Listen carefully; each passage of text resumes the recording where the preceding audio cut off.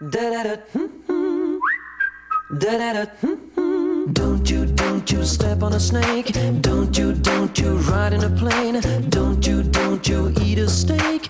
It might kill you. Don't you stay in the 안녕하세요. 생방송 건강클리닉의 이윤선입니다. 많은 사람들이 어깨 통증을 두고 시간이 지나면 괜찮아지겠지 하고 넘기곤 합니다. 혹은 나이가 들면서 생기는 아주 자연스러운 통증쯤으로 여기곤 하는데요.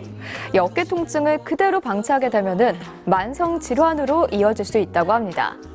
이 어깨 관절은 우리 몸에 있는 관절 중에서 운동량도 가장 넓고요. 또 범위도 굉장히 큰다고 합니다.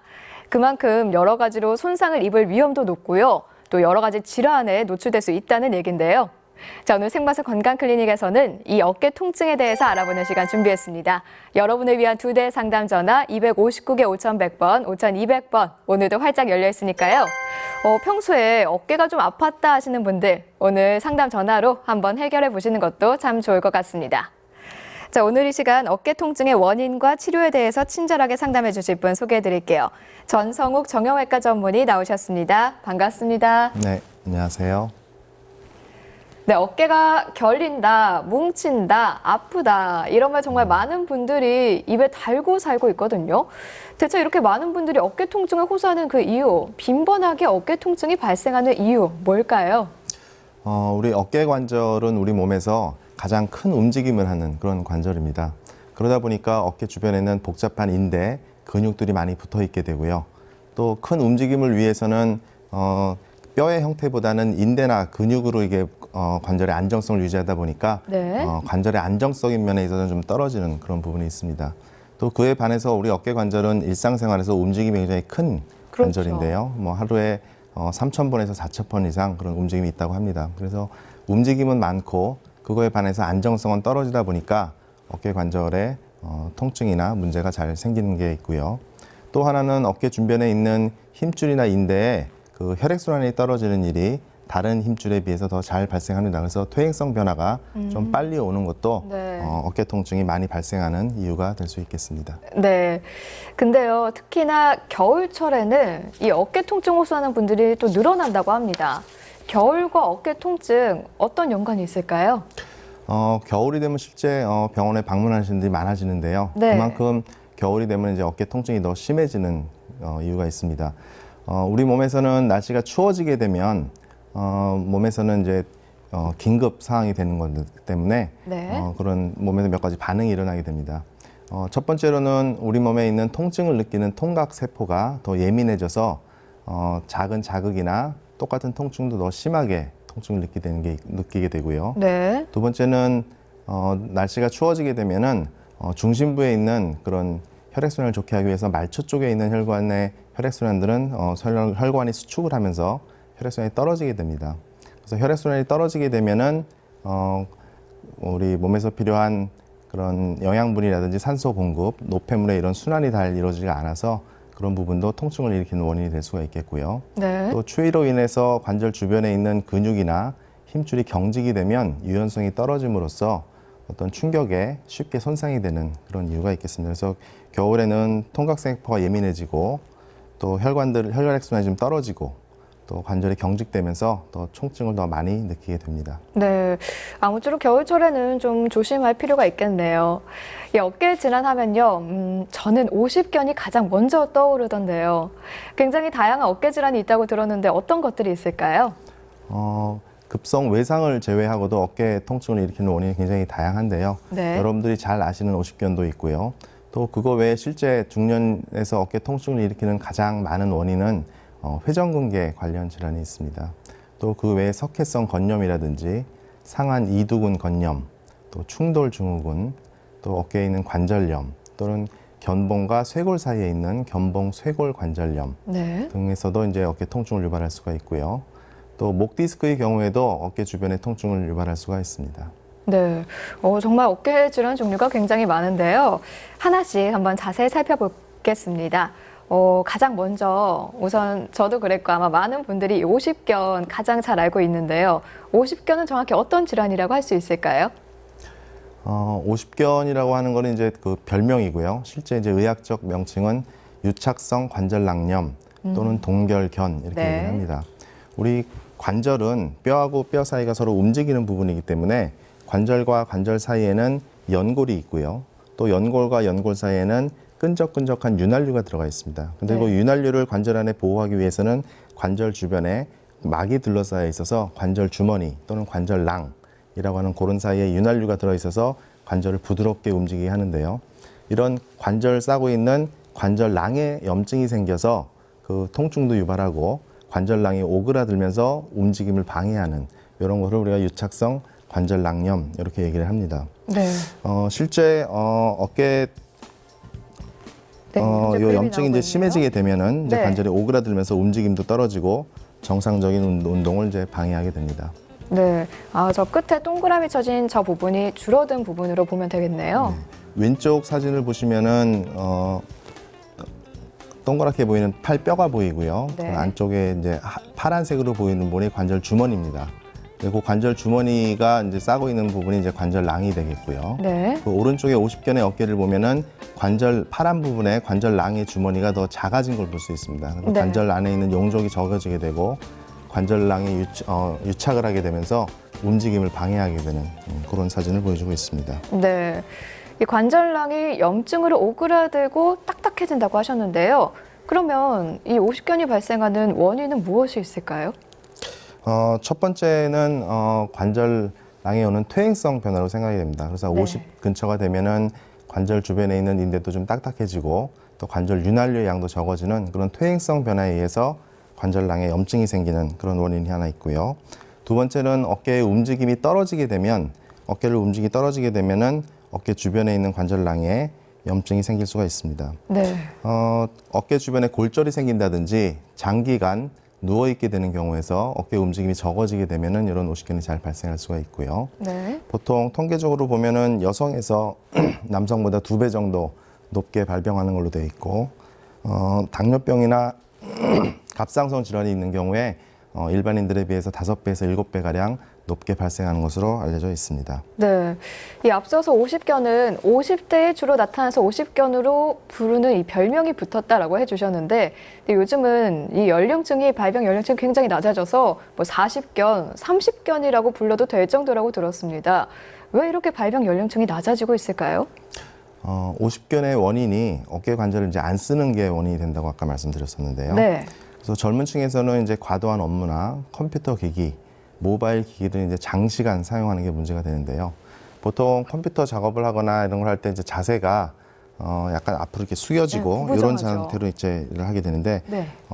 어깨가 이제 앞쪽으로 이렇게 숙여진 상태로 하다 보면은 그 상태가 오래되다 보면 앞쪽에 있는 인대는 계속 수축되는 힘이 작용하고 뒤쪽에 있는 인대는 당겨주는 힘이 작용합니다. 이런 상태가 계속 지속적으로 반복이 되다 보면 관절 안에 있는 관절낭 자체에 염증이 생겨서 이런 유착성 관절낭염이 잘 발병을 합니다. 네. 그래서 나이가 젊은 경우에도 이런 안 좋은 자세로 인해서 이런 유착성 관절염이 발생할 수 있고요. 실제 최근에는 이런 이유로 오십견을 진단을 받는 젊은 직장인들 또 학생들이 많이 늘고 있습니다. 네. 그러면 이제는 오십견이라는 별칭이 있긴 하지만 이 오십견이 아니라 나이에 상관없이 걸릴 수 있는 질환이라고 생각을 할 필요가 있겠습니다. 평소에 어깨 스트레칭 자주 하고 바른 자세로 앉는 게 많은 도움이 될 것 같네요. 자, 그렇다면요. 이 오십견이 생겼을 때 오십견만의 특징적인 증상이라는 게 있을까요? 오십견은 이제 관절 계절 깊이 있는 관절낭에 생긴 염증이고 그 염증에서 관절이 오그라드는 그런 병이라고 말씀을 드렸는데요. 네. 이제 다른 회전근개 질환이나 충돌증후군 이런 증상들, 이런 질병들은 관절의 어떤 특정 동작에서 이제 통증이 유발되고 악화되는 그런 특징이 있는데 오십견의 경우에는 운동 방향에 상관없이 그런 통증이 유발이 되고요. 네. 이제 통증이 심해져서 그런 염증이 심해져서 관절 자체가 굳히게 되면 운동 범위가 줄어드는데 모든 방향에서 운동 범위가 다 줄어들게 됩니다.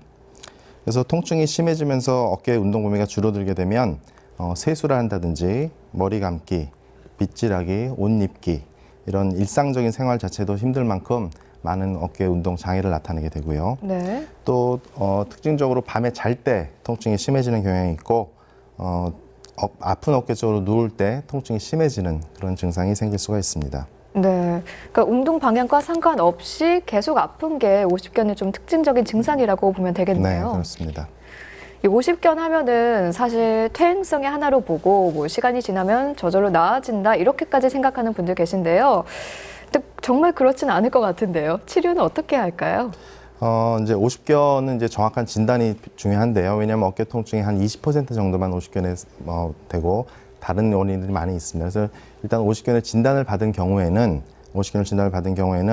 일반적인 약물 치료, 네. 물리 치료, 도수 치료 이런 치료, 주사 치료만으로도 증상이 상당히 호전되고 쉽게 치료가 될 수가 있습니다. 하지만 이런 수술 아닌 치료에도 반응을 안 하고 통증이 너무 심하고 또 운동 범위가 아주 심하게 구축이 된 경우에는 이런 수술적 치료가 필요한 경우도 있습니다. 왜냐하면 이 증상이 너무 심하거나 관절 운동이 많이 제한돼 있을 때 무리하게 스트레칭이나 물리 치료를 하다 보면은 정상적으로 늘어나야 될 관절낭이 늘어나는 것이 아니라 주변에 있는 근육이라든지 인대라든지 심한 경우에는 뼈 부위가 골절이 된다든지 틀어진다든지 그런 일이 발생할 수가 있습니다. 그래서 굉장히 심하게 운동 범위가 제한된 경우에는 물리치료를 무리하게 하는 것은 좀 주의를 요합니다. 네. 이 어깨 관절은 하루 평균 3,000회 이상 움직이는 관절이라고 합니다. 활동량이 많은 만큼 손상의 위험도 커지는데요. 자, 오늘 어깨 통증에 대해서 생과수 건강클리닉에서 다뤄보고 있습니다. 259개 5,100번, 5,200번 활짝 열려 있으니까요. 평소에 어깨가 아팠다 하시는 분들 지금 바로 전화 주시기 바랍니다. 자, 지금 상담 전화 걸려와 있는데요. 바로 연결해 보도록 하죠. 네, 여보세요? 네, 여보세요. 안녕하세요. 네, 안녕하세요. 예, 예. 네, 어떤 통증 있으시죠? 한 거의 1년 가까이 됐는데요. 네. 왼쪽 어깨가 네. 너무 아파가지고 왼쪽으로 잠도 못 자고 팔을 이렇게 올리지도 못했거든요. 네. 예, 그렇게 하다가 병원에 가도 별 뼈에는 아무 이상이 없다고 얘기를 하고 몇 번 네. 치료를 받아도 효과가 없더라고요. 예, 지금 나이가 어떻게 되시죠, 지금 환자분? 올해 이제 48입니다. 48세시고요. 예, 당뇨나 갑상선 질환 같은 건 없으시고요. 예, 그런 건 없습니다. 네, 일단 병원에 가셔서 방사선 엑스레이를 찍어보신 것 같네요. 예, 예. 좋습니다. 그 방사선상에서는 큰 이상이 없다고 얘기를 예. 들으셨고요. 예. 좋습니다. 근데 이제 지금은 선생님 이제 그러니까 어깨도 아프면서 이제 팔꿈치도 굉장히 아프거든요. 네. 그래가지고 이렇게 좀 손으로 주무리고 이렇게 해야만이 좀 시원하다, 좀 덜 아프다 그런 것도 지금 느끼고 있거든요. 저린 증상이나 이런 건 없으세요? 네, 저린 저리고 증상. 그런 그거는 없습니다. 그 어깨 통증이 점점 심해지는 양상이십니까? 아니면 그냥 비슷한 상태로 그냥 계속 유지가 예, 됩니까? 지금은 현재 비슷한 상태로 유지가 되고 있는 상태죠. 그 약물 치료나 물리 치료를 좀 꾸준히 받아보셨나요? 계속 받다가 네. 이제 뭐 일도 바쁘고 이러니까 지금 못 하고 있는데 받아도 별 효과가 없는 것 같아가지고 지금 물론 오십견일 가능성도 있긴 한데요. 예. 지금 말씀하신 기간이나 이런 치료에 반응하는 걸로 봐서는 충돌 증후군이나 회전근개 가능성이 좀 있으세요. 보통 우리가 생각하는 오십견에서는 굉장히 치료 반응이 좋습니다. 약을 좀 먹는다든지 물리치료를 하면 금방 호전이 되는데 순수한 오십견이 아니라 어깨를 불편하게 하는 충돌 증후군이나 회전근개 이상이 있는 경우에는 증상이 금방 호전이 안 되고 계속 유지가 됩니다. 그래서 증상의 호전과 악화를 반복하고 점점 어깨 기능이 좀 떨어져요. 그래서 지금 정도 1년 정도 되셨고 불편감이 증상이 좋아졌다가 나빠져들 반복되는 이런 상황에서는 좀 정밀 검사를 한번 해보시는 게 중요합니다. 왜냐하면 우리가 엑스레이에서는 몇 가지 관절염이라든지 석회성 건염이라든지 이런 질환들을 우리가 알 수가 있지만은 안에 있는 충돌 증후군이라든지 회전근개 질환 계통에는 우리가 엑스레이만은 알 수가 없습니다. 그래서 요 치료가 이렇게 길어지는 경우에는 꼭 정밀 검사를 한번 해보셔서 안쪽에 그 통증의 원인을 꼭 한번 찾아보시는 게 굉장히 필요할 것 같습니다. 그래요. 그 조금 전에 선생님께서 석회질이라고 말씀하셨잖아요. 네, 석회성 건염이요. 예, 네네. 예. 석회성 그런 거는 혹시 물로도 인해 가지고 그런 우리가 마시는 물로도 인해 가지고 그렇게 될 수 있나요? 혹시? 먹는 거하고는 크게 상관이 없을 것 같고요. 예. 보통 석회성 건염 같은 경우에는 충돌 증후 같이 안에서 이렇게 마찰이 자꾸 일어나는 경우에 예. 그 주변에 손상 입은 부위에 약간 뼈 성분이 끼이면서 이렇게 생기는 거거든요. 그래요. 그리고 석회성 건염 같은 경우는 방사선 사진만도 충분히 진단이 됩니다. 그래서 만약에 방사선상에서 그런 게 보이지 않았다고 하면은 석회성 건염은 아닌 것으로 생각이 됩니다. 네. 네, 오늘 전화 고맙습니다. 네, 수고하십시오. 네. 네, 계속해서 다음 전화 연결하도록 하죠. 네, 여보세요? 여보세요? 네, 안녕하세요. 네, 네. 안녕하세요. 나이가 어떻게 되세요? 저는 지금 52세거든요. 네. 52세시고요. 제가 한 5, 6년 전에 저기 병원에서 회전근개 부분 파열이라는 진단을 받았었거든요. 네네네. 근데 그때는 저기 병원에서 수술하라 해가지고 제가 수술은 안 하고 네네. 다른 병원에 갔더니 다른 병원에서는 수술이 급한 거 아니라고 일단 네네. 치료해보고 수술은 천천히 해도 된대서 수술을 안 하고 그냥 병원만 조금 다니다가 네네. 수영을 권해가지고 제가 수영한 지 한 4, 5년 됐거든요. 네네네. 지금은 병원에 갈 정도는 아닌데 가만히 있으면 그렇게 막 그다지 통증을 느끼진 않는데 뭘 물건이라도 뭐 무거운 거든지 가벼운 거든지 손에 뭔가 쥐게 되면 네. 목 뒤부터 해가지고 어깨까지 쫙 해가지고 막 땡기거든요. 그래서 제가 웬만하면 뭘 들지를 못하거든요. 그래요. 지금 말씀하시는 걸로 봐서는 그 당시에 찍었던데 회전근개 파열이 좀 있다고 들으셨는데 혹시 충돌 증후군 얘기는 듣지 않으셨나요? 예, 그런 거는. 아마 어떤 병원에서는 수술이 필요하다고 하고 어떤 데에서는 또 수술이 필요하지 않다는 걸로 얘기한 걸로 봐서는 예, 회전근개 파열이 전층 파열은 아니라 아마 부분층 파열이었던 걸로 생각이 되거든요. 예, 그래서 그 부분층 파열의 경우에는 그 부분에 관한 평소 생활 습관이라든지 아니면 충돌 증후군 같은 그런 이유가 좀 있을 수가 있어요. 그래서 그런 거에 대한 뭐 생활 습관을 좀 바꾸신다든지 아니면은 그 좀 정밀 검사를 해서 안에 충돌 증후군이 있는지를 확인을 해보는 게 필요할 것 같습니다. 왜냐하면 이게 지금 증상이 시기적으로 5, 6년 정도 됐으면 좋아질 때가 됐는데도 불구하고 아직 지금 아팠다 안 아팠다 반복하시잖아요. 예. 그리고 요 시기가 자꾸 오래되면은 예전에 찍었을 때는 아마 부분층 파열이지만 지금 힘이 빠지거나 그렇게 느끼시는 거는 아마 이 파열이 더 진행됐을 가능성도 좀 있으신 것 같아요. 특히 힘이 빠진다는 증상은 인대 손상이 꽤 심각하다는 걸 좀 의미하거든요. 네. 지금 회전근개 이 그림을 보면서 다시 한번 설명해 주시겠어요? 보시면은 이제 왼쪽에 있는 그림은 이제 어깨를 앞쪽에서 본 모습인데요. 네.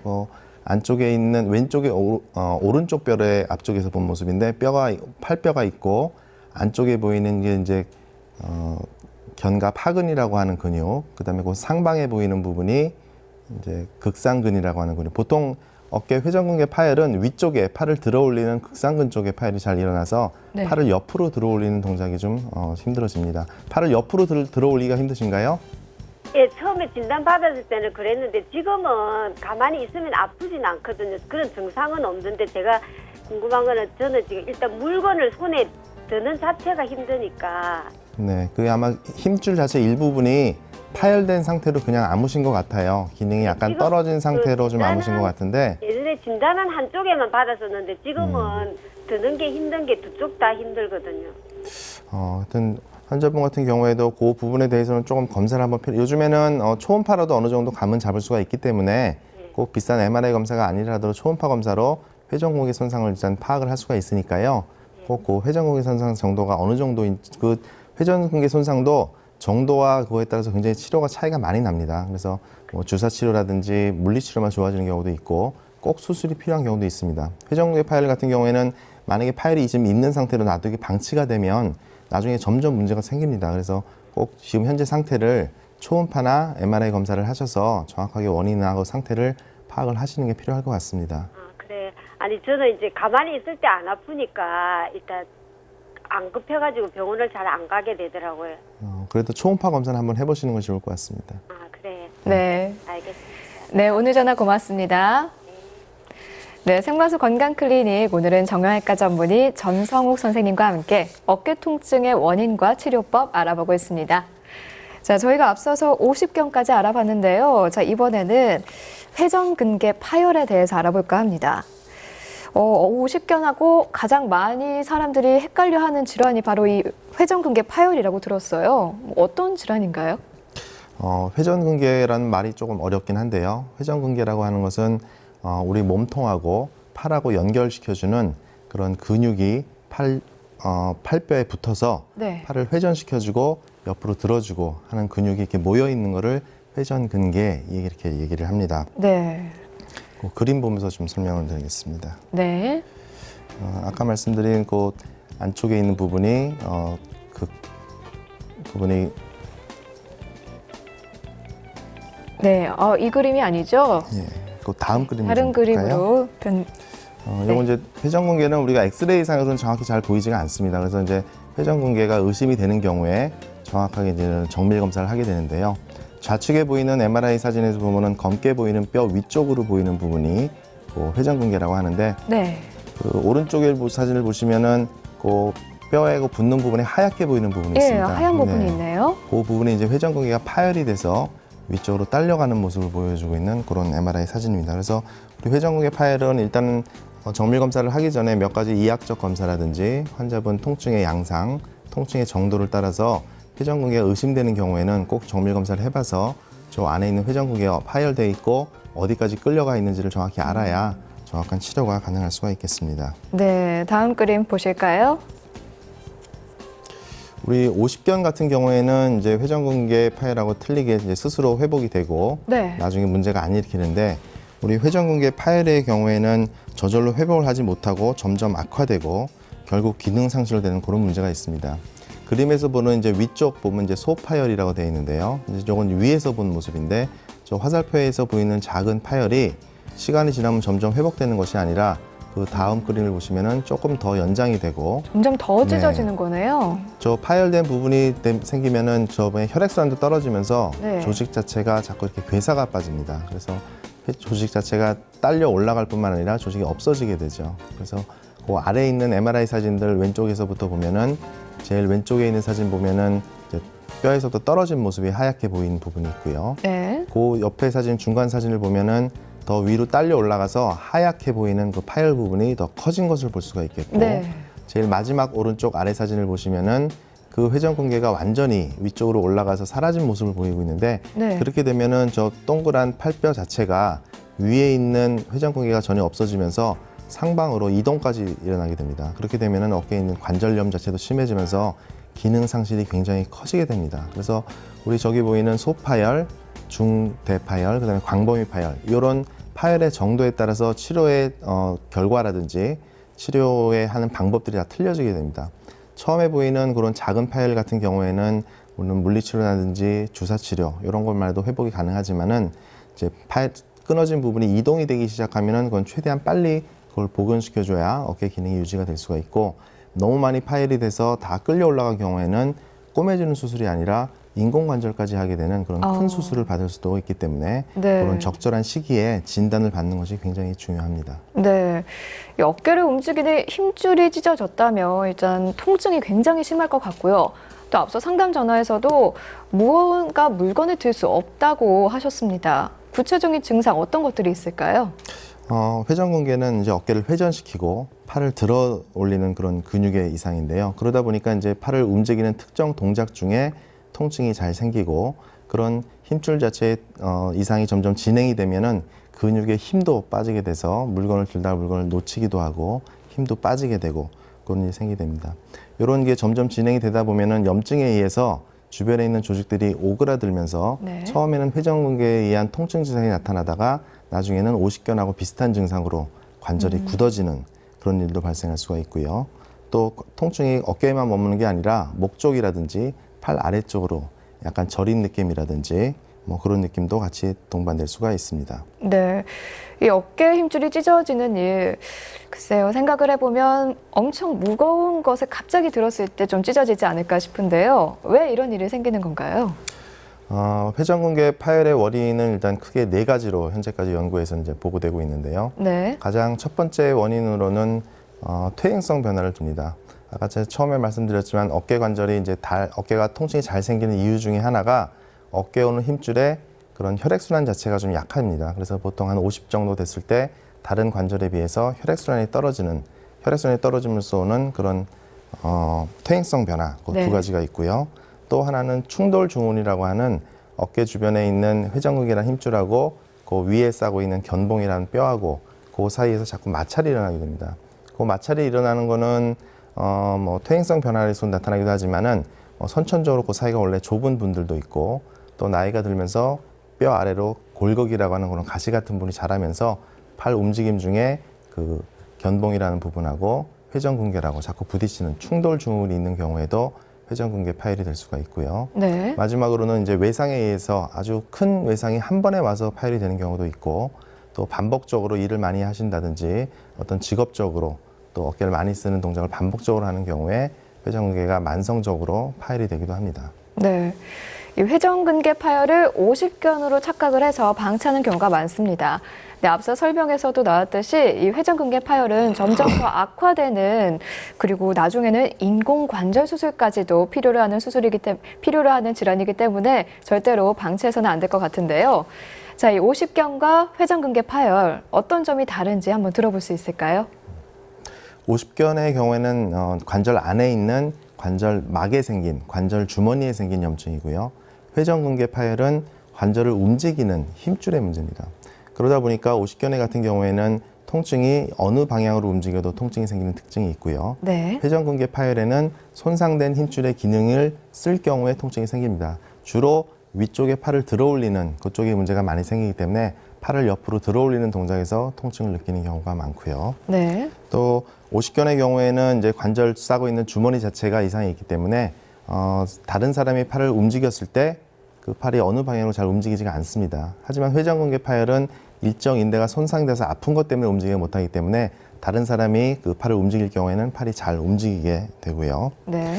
오십견의 경우에는 이제 스스로 회복하는 그런 능력이 있습니다. 염증은 우리 몸에서 스스로 잡는 능력이 있기 때문에 스스로도 저절로 호전되는 경우가 있는데 회전근개 파열의 경우에는 스스로 회복을 잘 못합니다. 우리가 움직임이 하다 보면은 그 끊어진 부분이 자꾸 당겨지면서 일이 더 커지는 경우가 많습니다. 그래서 우리 회전근개 파열의 경우에는 비수술적 치료도 하지만은 수술적 치료를 필요한 경우가 더 많이 있습니다. 네. 자, 오십견은요, 어깨가 굳어서 팔을 다른 사람이 올리려고 해도 올라가지 않지만 회전근개 파열은 다른 사람이 올리면 어깨가 올라간다고 합니다. 이 차이점 잘 기억해 두시면 좋을 것 같네요. 자, 이 회전근개 파열이요, 근육이 찢어진 거였잖아요. 그러면 아마도 꿰매주는 치료를 필요로 하지 않을까 싶은데요. 치료는 어떻게 할 수 있나요? 회전근개 파열은 일단은 그 정밀 검사를 통해서 회전근개 파열의 정도와 이거에 따라서 치료가 틀려지는데요. 회전근개는 여러 층으로 되어 있는데 그게 부분층으로 되어 있을 경우에는 우리가 꼭 수술적 치료를 택하지 않고 물리치료라든지 그쪽 혈액순환을 좋게 하는 여러 가지 도수치료 그런 걸로 이제 회복을 할 수가 있는데 전층 파열의 경우는 이제 이동을 시작하기 때문에 그런 건 이제 수술적 치료가 필요합니다. 네. 그러면 이 힘줄이 완전히 끊어진 경우에 이루어지는 수술적 치료 어떤 게 있을까요? 과거에는 이제 회전근개 이제 파열된 게 진단이 될 경우에는 이제 직접 절개를 해서 회전근개를 노출을 시킨 다음에 그걸 직접 봉합해주는 그런 조술을 많이 했는데 네. 최근에는 이제 점점 관절 내시경 기술이 발달을 하면서 직접 환부를 노출시키지 않고 작은 구멍을 통해서 이제 내시경이 들어가죠. 우리 위 내시경이라든지 장 내시경 이런 것들 많이 해보셨을 텐데 네. 그런 식으로 이제 직접 절개를 하지 않으면서 작은 구멍을 통해서 이렇게 하게 됩니다. 회전근개 파열에서 이제 내시경 수술하는 이제 기구화 하는 모습을 좀 보여드렸는데요. 왼쪽에 보면은 한 약 4mm 정도 되는 작은 그런 관을 이용해서 이제 관절 안으로 들어가게 되고 관절 안에 들어가는 이제 카메라하고 조명이 들어가게 됩니다. 그래서 네. 관절 안을 굉장히 환하게 밝히고 아주 선명한 화면을 모니터를 통해서 관절 안을 좀 확대도 하고 해서 더 선명하게 잘 확대하면서 볼 수가 있고요. 네. 또 안에 들어가는 기구들이 굉장히 작고 예민하기 때문에 훨씬 더 정교한 그런 수술이 가능합니다. 네. 수술 시간은 어느 정도나 될까요? 회전근개 파열의 정도나 이런 거에 따라서 차이가 있긴 하지만은 간단한 한 1cm 미만의 그런 파열 같은 경우에는 한 20분, 30분 정도면 가능하고요. 이제 파열 정도가 심해가지고 이제 다른 작업들이 같이 이루어지는 경우에는 1시간 이상 걸리는 경우도 있습니다. 네, 이 30분에서 1시간 정도 걸리는 관절 내시경 수술, 좀 더 이 수술 과정 자세히 보고 싶은데요. 네. 예전에는 이제 전신 마취를 많이 했었는데요. 요즘에는 이제 국소 마취 기술이 많이 발달을 하면서 이제 관절 내시경 수술을 할 때 이제 국소 마취를 해서 수술을 많이 시행하기 때문에 수술 후에 환자분 통증도 적고 네. 수술 이후에 수술의 위험성도 낮아지고 통증도 덜해지는 그런 장점이 있습니다. 요 그림은 이제 회전근개 위쪽 이제 그림 모식도를 보시면은 회전근개 떨어진 걸 보이고 있고요. 네. 회전근개는 뼈에 붙어 있는 부분에서 주로 떨어지기 때문에 회전근개와 뼈 사이를 이제 봉합을 해줘야 됩니다. 그래서 특수한 그런 실이 달려 있는 나사못을 이용해서 뼈 안쪽으로는 나사못이 들어가고 반대쪽 편에는 이제 실이 달려 있어서 뼈와 인대 사이를 이제 봉합해주게 되는데요. 네. 왼쪽 아래 그림을 보시면은 저 사이 중간에 이렇게 보이는 부분이 이제 인대가 끊어져서 위로 들러 올려진 그런 사진이고요. 네. 그 두 번째 그림은 그 사이에 이제 나사못에 실이 달린 거를 이제 뼈 안에다가 이제 집어넣게 됩니다. 그러면 한쪽 부분은 뼈에 단단히 고정이 되고 반대쪽 부분은 저렇게 실이 나오게 되고요. 저렇게 나온 실을 끊어진 힘줄에 바늘을 이용해서 다 뜨게 됩니다. 그래서 뜬 다음에 그걸 제자리로 당기게 되면은 끊어져서 딸려 올라갔던 힘줄이 제자리로 오게 되고요. 네. 그 부분을 이제 매듭을 통해서 저렇게 꼬매주는 식으로 해서 이제 회전근개를 제자리에서 아물 수 있도록 그렇게 해주는 수술입니다. 네. 다음 그림 보시죠. 요건 이제 수술을 하고 나서 찍은 MRI 사진인데요. 왼쪽 사진을 보시면은 수술하기 전에 저 동그란 상완 골두 위쪽에 하얀 부분이 이제 끊어져서 딸려 올라간 부분이고요. 네. 그 오른쪽 사진을 보시면은 뼈 안에 그런 나사못 들어가 있는 거 살짝 보이고 그 꼬매진 네, 보이네요. 부분이 네. 저 하얀 부분이 없어진 게 보일 겁니다. 그래서 저 부분이 이제 딸려 올라간 거를 제자리로 당겨 주면서 꼬매주게 되면은 어깨 관절 위쪽에 있는 회전근개가 다시 정상으로 돌아오면서 관절의 안정성도 기여하고 팔을 움직여주는 그런 기능에도 다시 원상대로 복구할 수 있는 그런 방법이 되겠습니다. 네. 자, 어깨를 무리하게 사용하거나 잘못된 자세 아니면 심한 외상을 입으면 어깨 질환이 생길 수 있습니다. 자, 어깨 통증으로 고생하시는 분들 오늘 생방송 건강클리닉과 함께 해보시면 어떨까 싶은데요. 259개 5100번, 5200번 오늘도 활짝 열려 있습니다. 지금 바로 전화 주시기 바랍니다. 자, 오늘 저희가 오십견과 회전근개 파열 지금까지 알아봤는데요. 자, 이번에는 세 번째 어깨 질환, 충돌 증후군입니다. 자, 어깨가 세게 부딪혀서 생기는 질환이 아닐까라고 이름만으로 한번 짐작을 해보고 있는데요. 어떤 질환인가요? 충돌 증후군이라고 하는 것은 이제 어깨를 움직이는 회전근개라고 하는 힘줄하고 어깨 위에 있는 견봉이라고 하는 뼈 사이에서 서로 부딪히는 겁니다. 그래서 이 모형을 보시면은 네. 여기 보이는 이 부분이 이제 팔뼈고요. 네. 이 부분이 우리 견봉이라고 하는 겁니다. 그래서 이 팔을 움직이게 되면은 이 회전근개 부분하고 이 위에 있는 견봉 부분하고 두 개 사이에서 이제 충돌이 일어나면은 뼈는 튼튼하고 인대는 약하다 보니까 이 힘줄 쪽에 문제가 자꾸 생기게 됩니다. 네. 그렇군요. 일단 준비된 그림 있는데 보면서 한 번 더 설명을 들어볼까요? 왼쪽에 보이는 이제 그림이 정상 사진을 보여주고 있는데요. 이제 빨갛게 보이는 것이 회전근개고 네. 하얗게 보이는 부분이 그 회전근개라고 하는 힘줄 부분이죠. 네. 그리고 위쪽에 보면 견봉이라고 하는 어깨 팔뼈 위쪽에 부분이 있고 그 견봉과 회전근개 사이에는 활액낭이라고 해서 약간 쿠션 조직이 들어가 있어서 정상적인 팔 움직임 중에는 저 공간에서 견봉과 힘줄 사이에 원래 부딪힘이 없습니다. 그 아래쪽 MRI 사진을 보시면은 그 견봉이라는 부분과 상완 골두 사이에 공간이 잘 유지가 되고 있고 회전근개가 움직여도 부딪히지 않는 걸 볼 수가 있는데 오른쪽에 이제 그 사이 공간이 좁아지는 것을 우리가 이제 충돌 증후군이라고 하게 되는데 네. 그건 선천적으로 원래 공간이 좀 좁은 분도 있고요. 보통 나이가 이제 한 50 정도 되게 되면은 이제 젊었을 때 비해서 키도 약간 작아지면서 뼈하고 뼈 사이 공간이 조금 좁아지면서 문제가 네. 되는 경우도 있고요. 또 안에 이제 팔을 무리하게 쓰다 보면은 안에 있는 힘줄이 뼈를 잡아당기면서 골극 같은 뼈의 가시 같은 부분이 자라나면서 이제 팔의 움직임 중에 그 가시 부분하고 힘줄하고 부딪히면서 그런 충돌 증후군이 발생할 수도 있습니다. 네. 자, 그렇다면 나이가 들수록 또 어깨를 심하게 다쳤던 그런 경험이 있는 분들이라면 이 충돌 증후군을 좀 주의를 할 필요가 있겠네요. 그렇다면 이 충돌 증후군의 증상은 또 어떤 것들이 있을까요? 충돌 증후군은 이제 어깨를 움직이는 힘줄하고 어깨 위에 있는 뼈하고 서로 부딪히면서 생기는 병이라고 말씀을 드렸는데요. 네. 그러다 보니까 이제 특정 움직임 중에 통증이 잘 생깁니다. 그래서 특히 어깨를 위로 들어 올리는 극상근 쪽에 충돌이 잘 생기는데 그래서 팔을 위로 들어 올린다든지 팔을 안쪽으로 내외전시킨다든지 할 때 주로 앞쪽에서 통증을 많이 느끼게 됩니다. 네.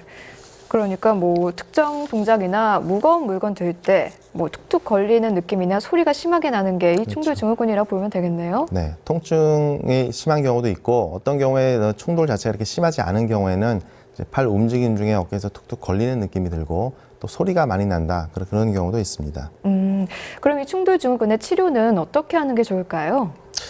충돌 증후군의 치료는 일단 정도에 따라서 이것도 차이가 나는데요. 안에 충돌 정도가 심하지 않은 경우에는 우리가 약물 치료라든지 물리 치료라든지 주사 치료라든지 이런 치료를 통해서 호전될 수가 있습니다. 안쪽에 염증이 생기게 되면 조직이 더 붓게 돼서 충돌이 더 많이 일어나게 되는데 그런 거를 이제 약물 치료라든지 스테로이드 주사 같은 걸 하게 되면은 그런 염증이 가라앉으면서 충돌되는 정도가 줄어들게 되고요. 또 어깨 주변에 윤활유 주사 같은 거를 놓게 되면은 어깨 움직임 중에 훨씬 더 부드러워지면서 그런 충돌을 좀 막아줄 수가 있습니다. 네. 하지만 충돌 자체가 너무 심해서 회전근개가 점점 자꾸 손상이 심해지는 경우에는 좀 적극적인 치료가 필요한 경우도 있는데요. 우리가 이제 정밀 검사를 통해서 충돌되는 부위와 정도를 확인해서 그 정도가 너무 심한 경우에는 이제 견봉 아랫부분을 회전근개와 견봉 사이에 충돌되는 부분을 조금 우리가 내시경으로 갈아주는 그런 수술적 치료를 하게 됩니다. 그래서 그 사이 공간을 띄워주게 되면은 이제 그 마찰을 줄여주게 되고 회전근개 손상을 회전근개가 이제 손상되는 것을 막아줄 수가 있습니다.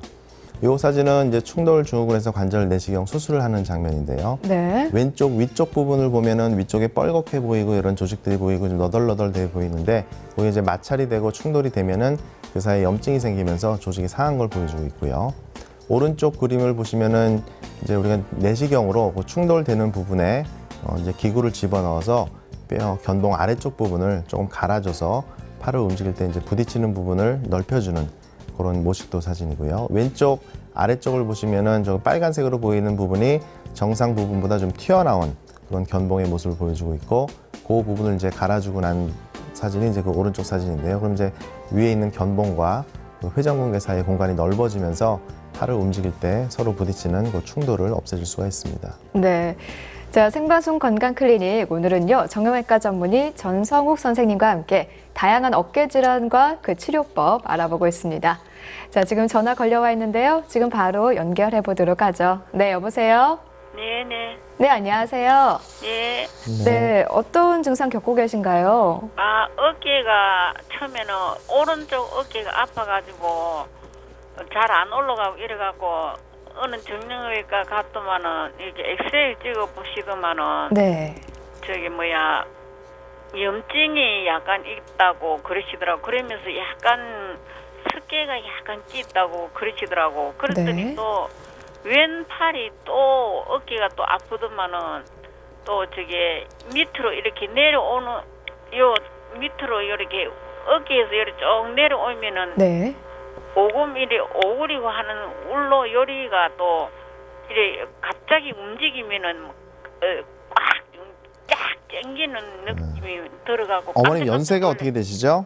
네? 어머니 연세가 어떻게 되세요? 지금 65이거든요. 어머니 65이시고요. 네네. 지금 아픈 기간이 대략 어느 정도 되셨죠? 기한이 조금 됐거든요. 그래 이제 그 병원에서 이제 엑스레이 상으로 이제 말씀을 그렇게 하시는데. 석회 사이즈가 컸었나요, 어머님? 아니, 크진 않고 네. 그 석회는 괜찮다고 하시더라고. 조금이라서. 그래요. 어머니 그 병원에 가셨을 때 약을 좀 드시거나 물리치료를 좀 해보셨어요? 네, 물리치료 좀 하고 약도 먹고 이렇게 했는데. 그거의 반응이 어떻던가요? 그거 하실 때는 그 약을 쓰거나 물리치료를 하시면은 증상이 금방 호전이 되시던가요? 아니면 별로 반응이 어떤가요? 제복 다니는데 호전이 없어갖고 또 제가 다른데 몸 좀 안 좋아서 그 길로 못 갔거든요. 그런데 왼팔은 원래 안 그랬는데 왼팔까지 또 사진을 가서 찍으니까 왼팔도 역시 오른팔처럼 똑같이 그렇게 나오더라고요. 근데 네. 갑자기 이렇게 어느 날 갑자기 뭉친 게인지는 모르겠는데 이 손을 이렇게 갑자기 이렇게 뒤로 놀려든가 울로 갑자기 이렇게 얹힌다든가 이러면은 꽉 이렇게 꽉 땡기는 느낌, 막 깜짝깜짝 놀랄 정도로 막 아파요. 그래요. 어머님 같은 경우에는 일단 병이 좀 오래되셨고요. 예. 어머님 연세에 오른쪽 왼쪽 번갈아서 아프신 걸로 봐서는 회전근개 파열이 있을 것 같아요, 어머니. 아, 땡기는 게. 네, 회전근개 파열이 좀 진행이 되고 있는 걸로 생각이 되거든요. 예. 그래서 그 회전근개 파열은 아까 말씀드렸지만 그 엑스레이 상으로는 잘 보이지가 않아요.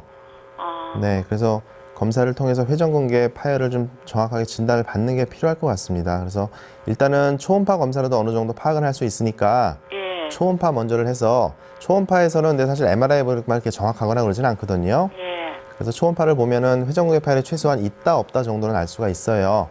그래서 초음파 파열이 됐다 안 됐다. 네, 정도는 알 수가 있기 때문에 그리고 사실 지금 어머님 연세 이 정도 기간에 지금 말씀하신 증상으로 봐서는 회전근개 파열이 좀 고착화되고 있는 그런 생각이 좀 들거든요. 네. 네, 그래서 어머님 요 팔은 아까 제가 그 그림에서 이렇게 팔이 막 올라가는 모습을 보여줬는데 이 상태로 어머님이 만약에 끊어져 있는 상태로 계속 시간이 지나다 보면 통증은 약간 줄어드는 그런 건 있겠지만 어깨 기능은 자꾸 떨어지게 됩니다, 어머니. 그래서 요 회전근개 파열이 있는 경우에 수술적 시기를 좀 빨리 가져가야 이게 결과가 좋거든요. 수술을 해야 된다고요? 해야 될 가능성이 있으세요. 아, 땡기는 네. 이 자체가 예. 네, 그래서 이렇게 일단은 갑자기 올리고 그 이렇게 제일 중요한 거는 그 진단을 좀 정확히 받으셔야 되는데 예. 일단 초음파를 먼저 보셔서 회전근개 파열이 있는지 없는지 먼저 확인을 해보시고 예. 만약에 회전근개 파열이 초음파에서 보인다고 하면은 정밀 검사를 해서 수술적 여부를 해야 되는지 안 해야 되는지 판단을 좀 하셔야 될 것 같습니다. 아, 그래요. 네네. 네. 네, 어머니 회전근개 파열은 점점 더 악화되는 질환이라고 하니까요. 예. 꼭 빠른 시일 안에 병원에 가셔서요. 적극적으로 치료해 보시길 권해드리겠습니다. 예, 고맙습니다. 네. 네, 오늘 전화 고맙습니다. 예. 네, 계속해서 다음 전화 연결하도록 하죠. 네, 여보세요? 네, 여보세요? 네, 안녕하세요. 예, 수고하십니다. 네, 어떤 증상 저는요, 있으신가요? 네. 어깨가요. 처음에는 지금 한 4개월 됐는데요. 네. 자다가 나도 모르게 기지개를 껴든지 이러면 막 어깨가 막 통증이 와가지고 막 만지고 이러면 또 괜찮고 네. 지금 같은 경우에는 조금 난 것 같으면서도 아직까지는 이래 옆으로 딱 팔을 뻗었다가 뒤로 약간 제치기라도 하면은 이래 땡기는 형상이요. 나이가 지금 어떻게 되시죠, 어머니? 65세입니다. 아, 어머니 65세시고요. 네. 혹시 가까운 병원이나 이런 데서 엑스레이 사진을 혹시 한번 찍어본 적 있으세요? 아니요. 그냥 평소에 이래 서 있을 때 이럴 때는 아픈 거를 못 느끼겠어요. 네. 주로 어떤 형상인가 하면 어깨가 약간 뭉쳤다 하는 느낌은 있어요. 어머니 뭐 당뇨병이나 이런 건 없으시고요? 네. 그 지금 어머님 연세에 지금 말씀하신 증상으로 봐서는 회전근개가 뭐 파열됐을 것 같지는 않고요. 네. 어깨 주변에 있는 뭐 충돌 증후군이나 아니면 석회 같은 거 껴있거나 네. 아니면은 50견일 가능성이 꽤 높아 보이거든요. 네. 그래서 이런 경우에는 우리가 엑스레이만 찍어도 상당히 많은 정보를 알 수가 있고요. 네. 거기에서 우리가 50견이라는 진단을 내리게 되면은 약물 치료나 물리 치료, 주사 치료만도 상당히 호전될 수가 있습니다. 네. 네, 그래서 어머니께서는 일단 엑스레이를 한번 찍어서 네. 다른 병이 있는지 없는지 확인을 해보면은 네. 치료 기간이 이렇게 오래 걸리지 않고도 좀 네. 좋아질 수 있을 것 같습니다. 아유, 예, 네네. 고맙습니다. 네, 오늘 전화 고맙습니다. 네. 네, 생방송 건강클리닉 오늘은 정형외과 전문의 전성욱 선생님과 함께 어깨 질환의 다양한 원인과 그 치료법 알아보고 있죠. 자, 계속해서 이야기 나눠보겠습니다. 저희가요 50견, 회전근개 파열, 그리고 충돌 증후군까지 이런 좀 대중적인 어깨 질환 한번 알아봤는데요. 이 어깨 건강 평소에 예방할 수 있으면 참 좋을 것 같아요. 어깨를 이제 예방하는 방법으로는 어깨 평상시에 스트레칭을 생활화하시는 게 굉장히 중요합니다. 네. 특히 아침에 일어나게 되면은 이제 밤새 자면서 이제 어깨 관절에 있는 윤활유가 한쪽 방향으로 다 이제 쏠리게 되는데요. 그런 상황에서 이제 갑자기 활동을 하게 되면은 안에 마찰이나 이런 게 잘 일어납니다. 그래서 우리가 특히 아침에 일어났을 때 또 장기간 앉아 있을 때 스트레칭을 해주게 되면은 굉장히 도움이 많이 됩니다. 네. 우리가 스트레칭은 하는 요령이 있는데요. 스트레칭을 할 때 어깨를 약간 불편감이 오는 그런 동작에서 잠깐 유지해 주는 게 중요합니다. 아, 유지를 해야 되네요. 보통 어깨 스트레칭 한다고 하면 그냥 가볍게 이렇게 막 이런 동작을 하는데 휙 돌리죠. 꾸준히 요 약간 저항감이 올 때 그걸 약간 버텨주면서 한 5초 정도 유지를 했다가 풀어줬다가 그런 동작으로 스트레칭을 해줘야 이게 효과가 좋고요. 네. 두 번째는 어깨 주변에 있는 근육을 강화시키는 근력 운동이 굉장히 중요합니다. 우리 근육은 어깨 관절 주변에 뭐 힘도 주고 또 혈액순환도 좋게 해주기 때문에 보호하는 역할을 많이 합니다. 그래서 관절 질환을 예방하는 데 있어서 어깨 주변에 있는 근육을 강화시키는 게 중요한데요. 우리가 이제 근력 운동을 하다 보면은 뭐 너무 욕심내서 운동을 너무 심하게 해서 오히려 운동이 어깨 관절을 더 상하게 하는 경우도 있습니다. 네. 네, 보통 환자분들이 여쭤볼 때 그 시간이나 강도를 물어보시는데 사실 우리 몸에서는 사람마다 다 그게 틀리기 때문에 운동하는 시간이나 운동 강도는 본인 몸에서 답을 주게 됩니다. 그래서 운동을 하고 났을 때 뭐 약간의 가벼운 불편감은 괜찮지만 낮에 운동을 하고 났더니 저녁에 너무 통증이 심하거나 붓거나 이런 증상이 생길 때는 그 운동량은 도움이 되는 운동이 아니라 오히려 어깨를 더 나쁘게 하는 그런 운동일 수가 있습니다. 그래서 몸에서 답을 얻어가면서 내 어깨가 아니 힘들지 않을 정도의 운동량, 운동 강도를 해주면서 근력을 강화시키는 것이 어깨 관절 예방하는 데 도움이 되고요. 그 다음에 세 번째는 이제 우리가 생활하면서 이제 자세에 문제가 있습니다. 네. 아까 처음에도 말씀드렸지만 이제 우리가 컴퓨터나 이런 작업을 많이 하다 보면은 어깨를 앞쪽으로 이제 많이 수그린 상태로 일을 자꾸 하게 되는데요. 그러다 보면은 어깨 관절이 이제 앞쪽은 구축이 되고 반대쪽에서는 이완되는 그런 일이 반복되다 보면은 관절에 염증이 잘 생깁니다. 그래서 의자에 앉으실 때는 엉덩이를 뒤로 바짝 붙이셔서 어깨를 바로 핀 상태로 하시는 게 좋을 것 같고요. 그 다음에 팔의 위치도 중요한데요. 이제 의자 높이를 조절을 하셔가지고 컴퓨터 작업이나 이런 작업을 하실 때 팔꿈치의 위치가 너무 위로 올라가거나 너무 낮은 상태로 이 작업을 많이 하게 되면은 어깨 관절에 스트레스가 굉장히 많이 갑니다. 그래서 의자 높이를 잘 조절을 하셔서 네. 팔꿈치가 90도 정도로 유지된 상태로 하게 되면은 어깨가 편안하게 되면서 이제 스트레스가 덜 가게 됩니다. 그래서 우리가 어깨를 쭉 피는 자세, 그 다음에 의자 높이를 잘 조절하셔서 작업을 할 때 팔꿈치가 한 90도 정도로 유지되는 그런 자세, 바른 자세를 유지하는 것도 어깨 관절 예방에 도움이 될 것 같습니다. 네. 그리고 마지막으로는 이제 우리가 운동들도 많이 하시게 되는데요. 특히 요즘같이 날씨가 추울 때는 운동 전후에 충분한 스트레칭, 또 마사지, 또 따뜻한 온찜질, 또 전신욕 그런 걸 통해서 운동하기 전에 그 혈액순환을 좋게 미리 해주면은 부상 방지에도 도움이 될 것 같습니다. 네, 총 5가지 말씀해 주셨네요. 일단 운동하실 때 너무 무리하지 마시고요. 또 어깨 스트레칭을 자주 해주시는데 스트레칭 할 때 좀 불편한 자세에서 몇 초 정도 유지를 하는 게 좋다고 하셨습니다. 또 항상 바른 어깨 펴고요. 바른 자세로 계시고요. 또 팔꿈치는 책상과 90도 유지해 주는 게 좋다고 하셨습니다. 또 겨울이라 추우니까요. 여러 가지 보온이나 찜질팩, 전신욕 해주는 것도 좋다고 해주셨네요. 자, 요즘 명절이나 장시간 운전하면은 정말 많은 분들 어깨 통증 호소하실 것 같은데요. 이런 분들 어깨 스트레칭 꼭 챙겨보시길 바랄게요. 자, 생과수 건강클리닉 오늘은 전성욱 정형외과 전문의와 함께 어깨 통증 알아봤습니다. 끝으로 시청자분들께 한마디 해주시죠. 어깨 통증이 점점 증가하는 추세에 있는데요. 보통 여러분들이 알고 계시는 오십견이라고 하는 진단이 많이 알려져 있긴 하지만은 실제 어깨 통증을 유발하는 질환 중에 오십견이 차지하는 비율은 20% 미만입니다. 그거 외에 회전근개 질환이라든지 충돌증후군이라든지 석회성 건염염 이런 다른 원인들이 많이 있는데요. 이런 원인들은 사실 병원에 찾으셔서 간단한 이학적 검사나 간단한 엑스레이만으로도 어느 정도 그 병들을 알 수가 있습니다. 그래서 우리 어깨에 있는 오십견이라고 간주를 해서 스스로 시간을 너무 오래 끌거나 방치가 되다 보면은 이제 어깨 관절을 키우는 경우가 많은데요. 그런 경우에는 꼭 병원을 방문하셔서 정확하게 원인을 오십견을 진단을 받으시면은 그 다음에는 이제 본인의 스트레칭이라든지 기다리셔도 점점 좋아지니까 할 수 있습니다. 그래서 우리가 어깨 통증이 있는 경우에 이제 4주 이상 통증이 지속이 된다든지 밤에 잘 때 통증이 너무 심해진다든지 이런 경우에는 꼭 병원을 방문하셔서 정확하게 어깨 통증의 원인을 밝혀보시는 것이 굉장히 중요할 거라고 생각이 됩니다. 네, 선생님 오늘 말씀 고맙습니다. 자, 다음 주면은 긴 설 연휴가 기다리고 있습니다. 이 건강하고 안전한 설 연휴를 보내기 위해 여러 가지 대비가 좀 필요할 텐데요. 자, 우선요, 집을 비우시는 분들 많으실 텐데 이 집 비우실 때 전기 플러그 꼭 뽑아주시기 바랍니다. 그리고 이동하실 때에는 가급적 대중교통을 이용해 주시면 좋을 것 같아요. 또 운전하실 때 급정거, 급과속, 나도 힘들고 우리 가족들도 멀미를 나게 하니까요. 좀 편안한 운전 해보시는 것도 좋을 것 같습니다. 또 음식 빼놓을 수 없죠. 이 명절에 음식 굉장히 많이 하시는 분들 계신데요.